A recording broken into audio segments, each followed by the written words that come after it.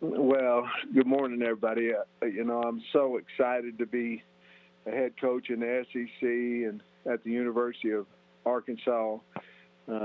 We obviously drew a great opponent in the University of Georgia, well coached, hard playing, physical football team that's very, very talented, and not in my wildest dreams that I believe that we would start with the University of Georgia since I had just come from there. But we are excited about it, and we've had a really good practices up to this point.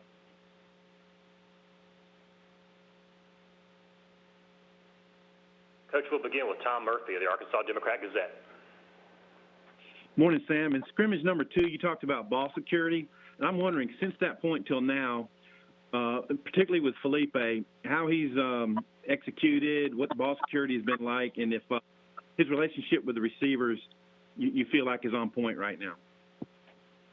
I think it's growing. I think he has more confidence in his wideouts that they're going to run the right proper depth, make the break at the proper time.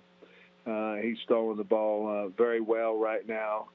Ball security-wise, we certainly haven't had another scrimmage since scrimmage 2, but we have thudded pretty good in practice, and we also have done some live tackling individual drills, so hopefully we'll be fine with that on Saturday.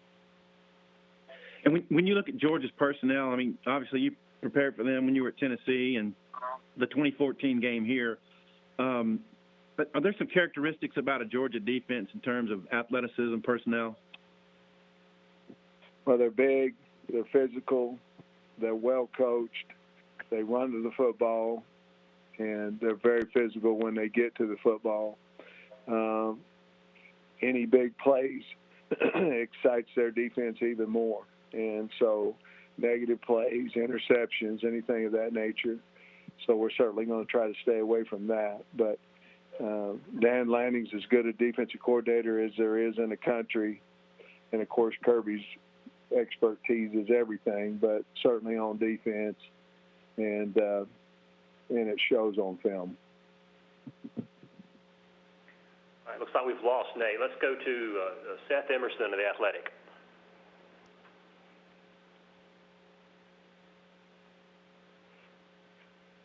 So you had a lot of experience and a long track record. What still did you gain from your time at Georgia that you think helped you get a head coaching job, and how would help you? Well, obviously every year that you're in coaching, you gain knowledge, and going to a different head coach, you always find out a lot of what you'd like to do if you're a head coach. A lot of it's scheduling. I think what we did at Georgia scheduling-wise was outstanding, and certainly we've taken most of that here to Arkansas. You learn the expectations of recruiting. I think that's the biggest thing from Georgia, that, you're recruiting on steroids. And if you don't, you're not going to get the player. And so I learned that from Kirby, and learned a lot of things from Kirby and the staff that they had. But just those things come to my mind. You and Mel Tucker from that first staff are already Power 5 head coaches. Did you look around that first year or two and see a lot of future head coaches in the room? I did, and he's got them now as well, But, I said it yesterday, without Georgia, without Kirby Smart, I wouldn't have this opportunity, and I'm very, very grateful for that. But he has more than just myself and Mel on his staff that would be outstanding head football coaches, as well as I do. But without that opportunity, without winning and coming from a heavy winning program, you're not going to get head coaching jobs. And I'm very, very honored to have coached at Georgia.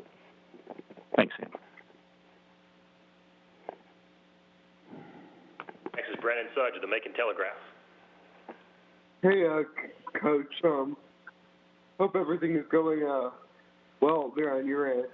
I wanted to ask you about the relationships that you were able to build with your linemen at Georgia. A lot of them have told me that y'all kind of had like a family type of camaraderie. Can you tell me any stories that you remember of how hard it was to lead them, or some favorite memories that you had with them in Athens? Well, it's easy to be good to people that are good people. And we were very fortunate to have a room full of offensive linemen that were great kids, came from great households. And so it was very easy to get a relationship with those guys because they were fine men, still are, obviously. What was your second question? I'm sorry. So I was just saying, like, how hard, I guess, was it at the end of last season to tell them that you were moving on? Well, with recruiting and all those things going on, I didn't find out that I was really a viable candidate for the Arkansas job until the morning after the LSU game. So by the time that I had spoke with Kirby and by the time I met with Arkansas, there was no time to talk to the players. And they had a gala that evening, and I was interviewing for the Arkansas job at the same time. And so whenever I accepted the Arkansas job, I didn't have time to go face-to-face. I immediately flew to Arkansas that evening. I didn't have time to go face-to-face with the players, and I sent them all a text and just, talked about how much they mean to me. I'll be honest with you, I'm a crier, and if I had to sit in front of them and tell them I was leaving, I'd have bawled my eyes out. I love those guys to this day, and it would have been very difficult. Thank you. Next is Brandon Marcello, 24/7 Sports. Hey, Coach, how are you? I'm doing good, thanks.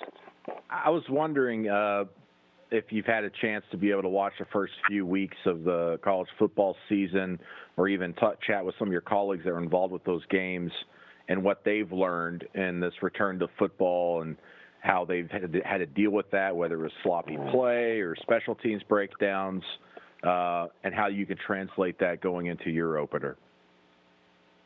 Well, I haven't had a lot of time to watch games, but I did get a text from Willie Fritz, who's the head coach at Tulane. He and I played together at Pittsburgh State, and he was talking about scrimmaging and tackling and things of that nature. And certainly the games I watched, conditioning played a part in those games, I believe.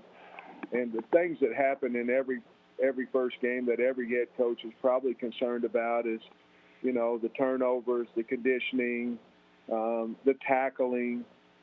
Certainly with me, I'm certainly went over and over different scenarios with clock management.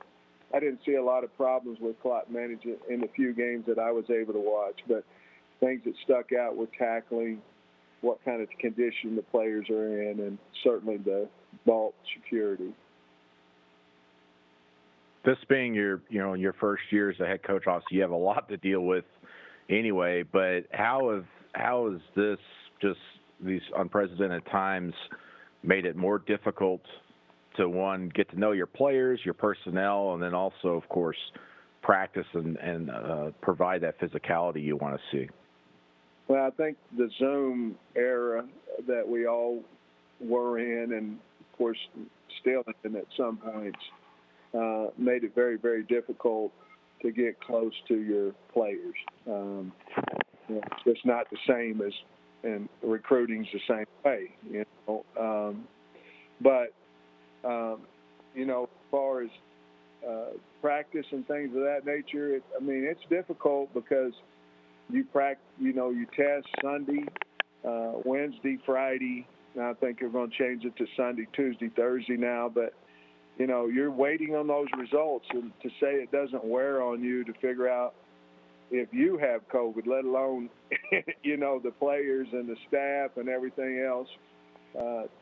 And your roster changes, not daily because, you know, there's not positives on a daily basis. But when it happens, you know, who's quarantined, all those things wear on your mind. They weigh on your mind. And are you getting the third team guy enough reps because he may be the starter on Saturday?